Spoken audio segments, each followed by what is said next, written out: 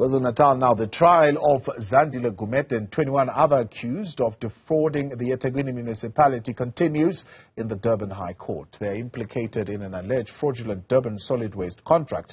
The court is almost at the end of the trial block, and the two witnesses who've testified thus far have requested not to be identified. Newzroom Afrika's Karinda Jagmohan filed this report.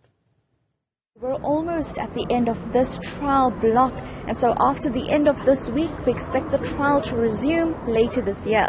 So far, only two witnesses have testified before court, both from eThekwini's City Integrity and Investigations Unit, that is the head of the unit, Mbuso, and an investigator, Sean Hitler.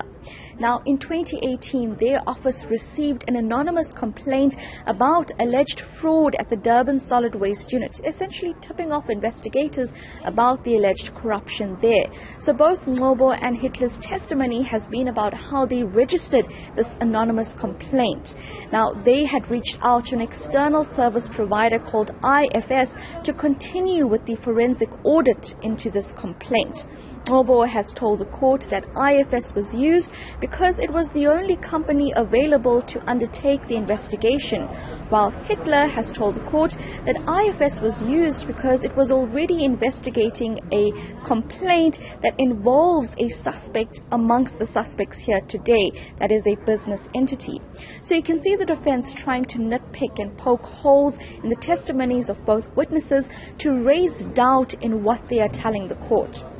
The defense is also looking into why the investigators went to the police to open a criminal record at the end of 2018 following that complaint instead of going to eThekwini's disciplinary board as per protocol.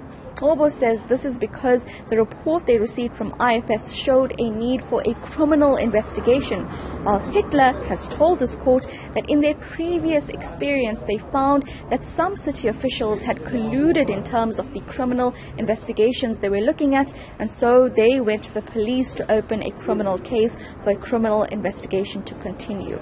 So this is just the start of this trial as we see it in terms of what both of these witnesses are saying, and we expect these arguments to continue for the rest of the week. This trial block ends on Friday, but we expect more particular role players to come through to testify about the allegations of money laundering and racketeering. Money laundering worth over 300 million rand, and we expect those witnesses to come in much later this year.